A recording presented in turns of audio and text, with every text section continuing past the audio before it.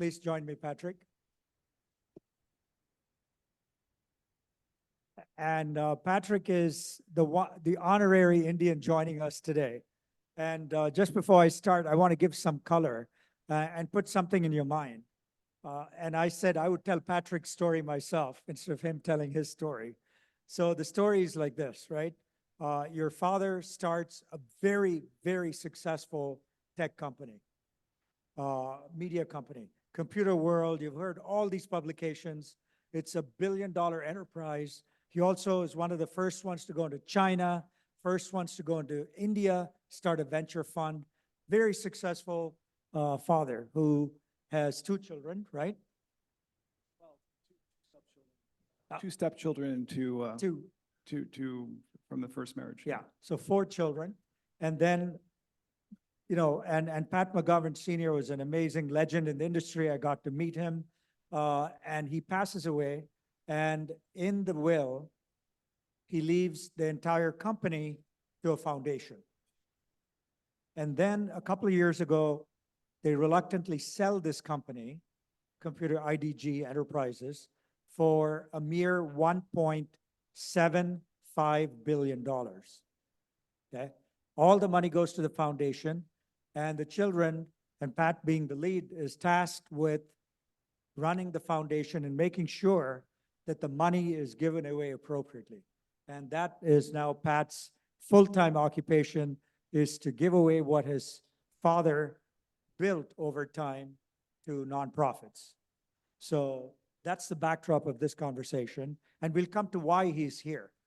Because I know, Patrick, welcome. I know initially the foundation was chartered to give money to neuroscience. I mean, maybe you can walk us through the history of the foundation. Sure, and good afternoon. It's great to see everyone here today. Thank you for the introduction. The original idea for the foundation, what my father suggested, was in fact neuroscience and IT for good. We decided when we sold the company and got all the money in that we really wanted to figure out where was the best way to do impact. And the neuroscience stuff we kind of had taken care of, because before my father passed away, and he passed away, by the way, 10 years ago last month on March 19th in 2014, he and his wife, Lori, gave $350 million to MIT to create the McGovern Institute for Brain Research.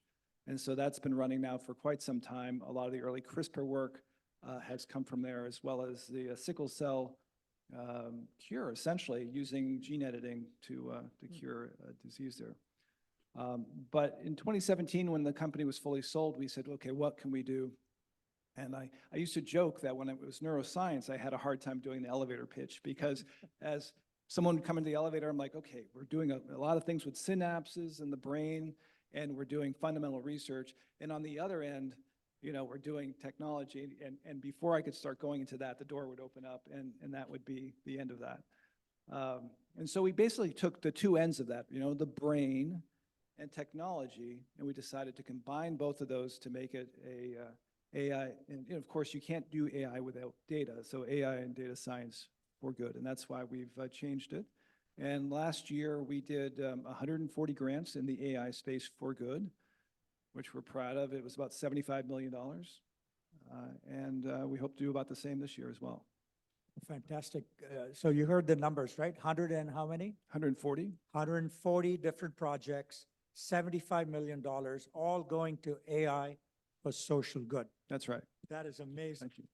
That's truly amazing.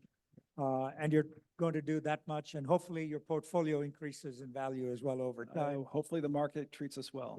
Yes. So that's terrific. So talk to us a little bit about 2 or 3 grants you've given over the past few years that Sure. really catch your attention now. No, absolutely. So as I mentioned, it was 140. So I'm just going to cherry pick just a few in different areas. The first one is, I guess it would be under the climate setting. It's an organization called WildMe. And what they do is they track animals around the world to find out where their migration patterns are, but also if they're being endangered for being extinct. And they do that. And if you think about the way people used to track animals, there'd be a guy in a helicopter and he'd shoot, with a tranquilizer, a giraffe or a rhino or something, and then would basically, tag the ear and be able to track it that way. But what WildMe does is it takes crowdsourced photos from scientists, from tourists, from people who are living in the area, and this is also land and sea. They do a lot. They 150 species of animals they track, and they take the crowdsourced photos, they throw it out through an AI image recognition engine, and they're able to find out exactly not only these types of animals, but in terms of the migration of each of those animals. And what's really interesting to me is that they might see, okay, here's 100 zebras in a herd, and I just learned recently that zebras in herds are called zazzles, so it's a zazzle. But zebras have unique a fingerprint, right? There's stripes, and so not only can they say, okay, here's 100 zebra, but they can actually say that's Bob the zebra, and that's Sally the zebra, and that's Chris the zebra, and so they are able to take all this data, 150 species around the world, and then they provide that data of all the different animals to everyone. So that's a really exciting one for me. The second one, which is actually a little bit of a darker topic, which is an organization called Thorn, and it was by Ashton Kutcher and Demi Moore, and they reduce and want to eliminate the sexual exploitation of children. And we gave them a grant just recently. It was in the Wall Street Journal, which was to work with the large tech companies like Meta and OpenAI and Google to make sure that explicit photos of children are not ending up in the large language models. And on top of that, you want to make sure that things like DALL-E or other types of image generation systems are not making essentially child porn. And so Thorn is going around and working with all these organizations to make that go. And one last one I'll do is UCSF. There's an organization there doing a research called Wisdom. It's 100,000 women. They're trying to track or reduce breast cancer. And what they're doing is they're looking at hundreds of markers in terms of what the risk is of a woman, and they are tailoring the time to do testing for each woman. So it's a personalized set of tests that you do based off a certain amount of time, based off of what the AI models are saying of your risk. So someone might have to come in once a week. Someone might need to come out once or twice a year. And so we've given them money to help build their AI models. And so we're doing that. And actually, I have one that we haven't even given money to yet, but I'm excited about. We're going to give money in about a month or so. But we have Karya here, the organization. Manu, stand up. And Manu is here. I couldn't be more excited. He is going to be giving a TED-like talk here at I think 4:15, right? But we're thrilled to be sponsoring him this year. And his organization is just amazing, and using cell phones and feature phones with people in rural India to basically allow them to have a job, essentially, by using their phones to help AI models learn, both in the local language there, but also labeling in general, and give a living wage. $5 an hour to people in rural India is a huge difference, and brings them out of poverty. So it's just fantastic. We're thrilled to support Karya and Manu and everything else. So that's fantastic. Great. And so, you've recognized by now, Pat is an Indophile.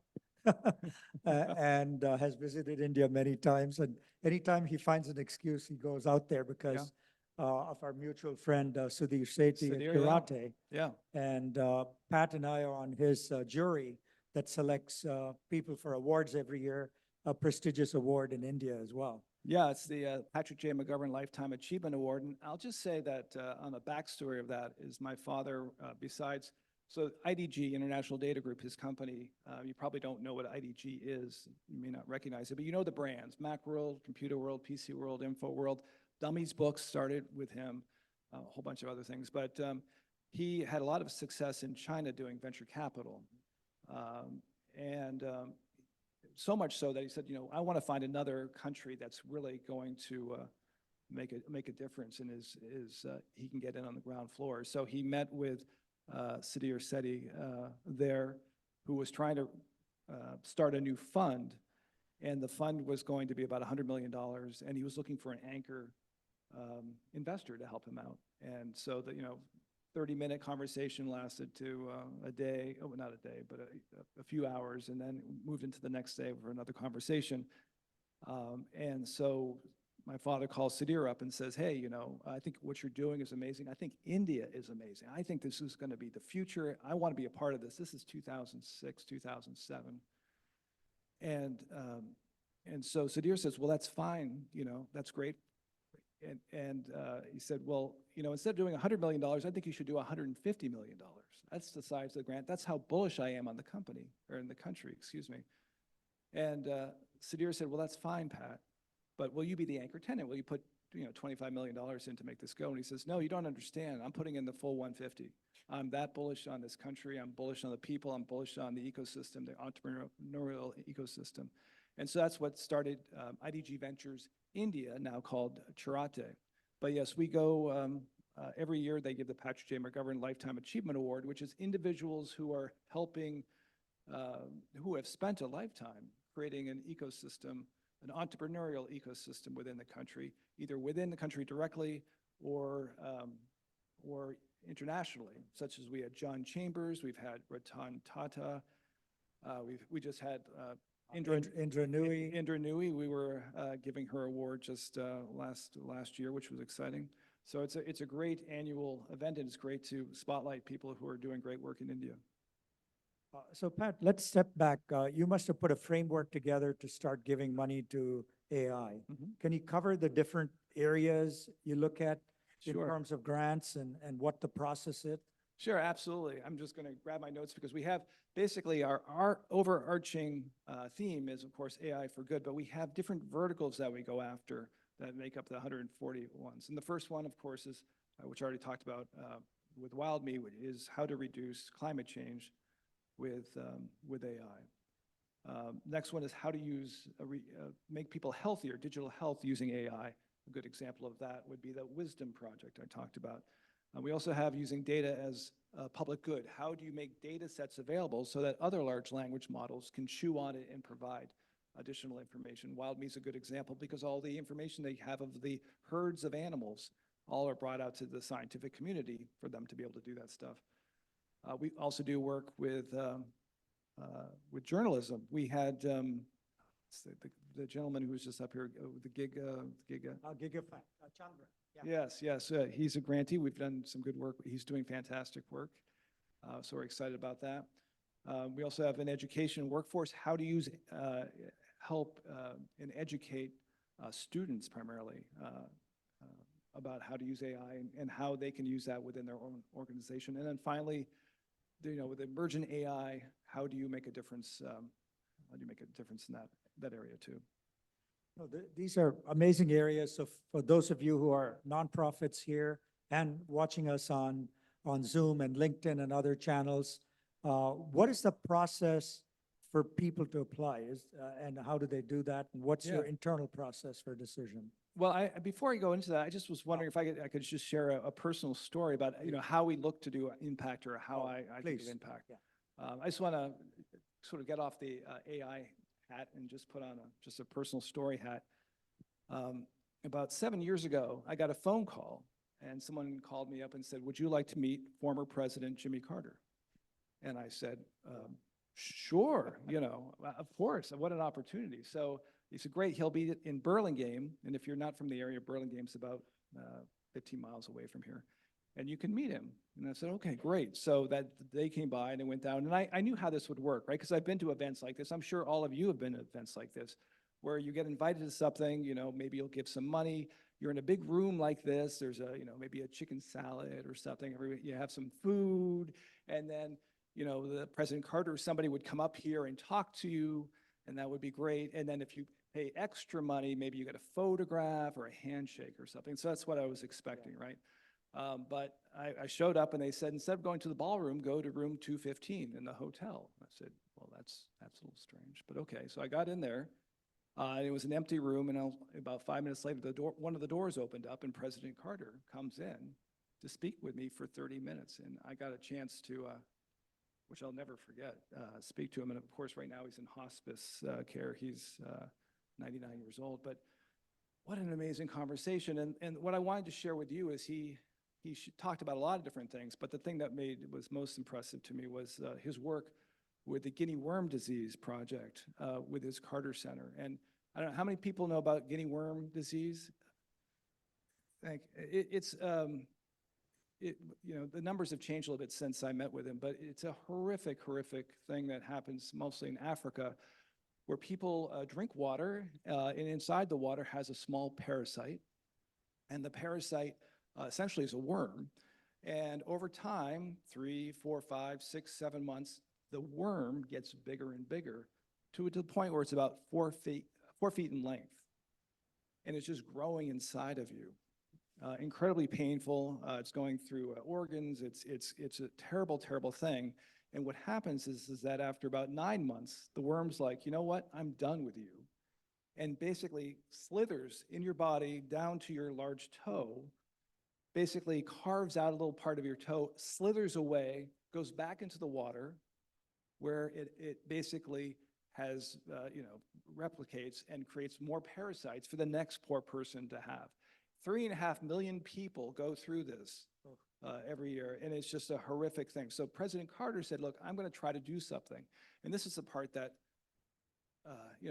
what really affected me, is that he decided with his philanthropy to really take a systematic approach to solving this. So he worked with the local governments. He worked with the healthcare workers on the ground. He worked with the people who are being infected and trying to explain to them. The Carter Center handed out water bottles with filters to make sure that these parasites did make it. And so he's put all of his resources to really focus on this one particular thing. And so when I met with him, I said, okay, 3.5 million people have this problem. And you're obviously doing good work, but how many people are having it now? And President Carter looked at me, he said, well, this year I think it's gonna be 12. And I said, 12 what? 12,000, 12, what exactly is that? He said, no, 12 people. We have gotten it from 3.5 million people down to 12 because of our ability to look at every single layer of that particular thing and be laser focused and make a difference. And I was like, wow, well, first off, what a legacy for him to basically go from 3.5 to 7, or to 12, but it really made me think about philanthropy. All of us probably can think of a guinea worm-like project, So I challenge myself every day. What can we do as a foundation to try to make impact like President Carter did? And I'd like to, challenge all of you too, because there's philanthropy foundations in the audience as well. What kind of project can you work on that would make such a tremendous difference in a relatively short period of time by being laser focused and working on all the different layers? So anyway, that is what I think about, and I think about President Carter often, and the type of work he would do.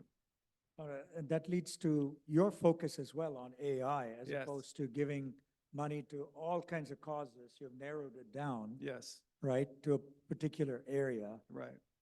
And so when you did that, did you pay McKinsey to do a study for you, or how did you come up with these different areas within AI, and what was your thinking in that process? It's a good question. I mean, I went through the different categories that we have. It's an evolution over really the last 7 years. We started off very high level, and our grant size was much smaller. And as we moved up to close to $75 million a year, our numbers are going forward. But I think we do things differently, where a lot of organizations will have inbound requests, right? How can you're a nonprofit, you want to do some work, you'll send out grant requests to all these different areas. And we do it a little differently. We have a programmatic team that has a hypothesis, a little bit like President Carter, on how to make a difference within a certain area. And so instead of getting inbound requests, we tried to build the model of how to make the most change. And then we do outbound requests to different organizations to say, how can we make the most impact by working with these groups collectively in these different layers to make an oversized difference. And like I said, the initial thing, which was climate, it's an obvious one, and digital health. Digital health was easy because, of course, we all went through COVID.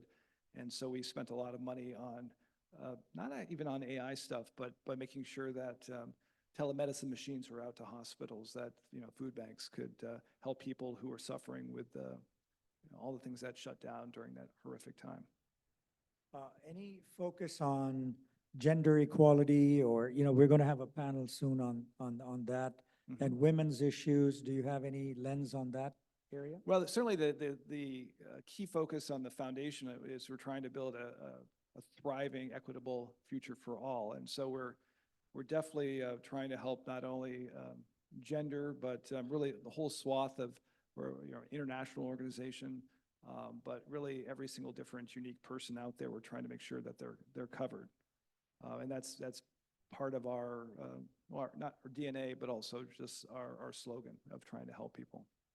And I know you have a team. How does it work? And I know you have about 30 people in the organization. Yes, 30 people. So how's that set up, and how does that work?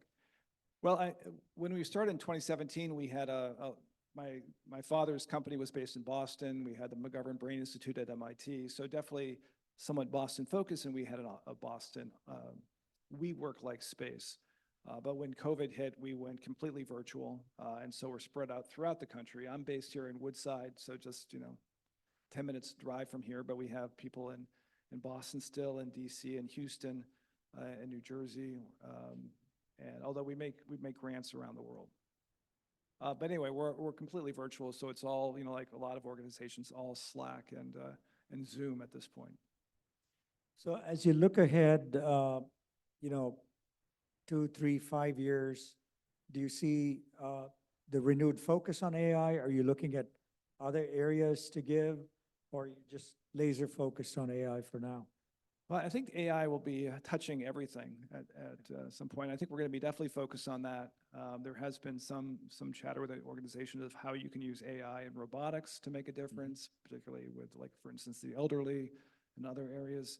I think Ramesh mentioned that he used to see 10, the keynote speaker, like 10 separate things a week, and now it's up to 120 a week.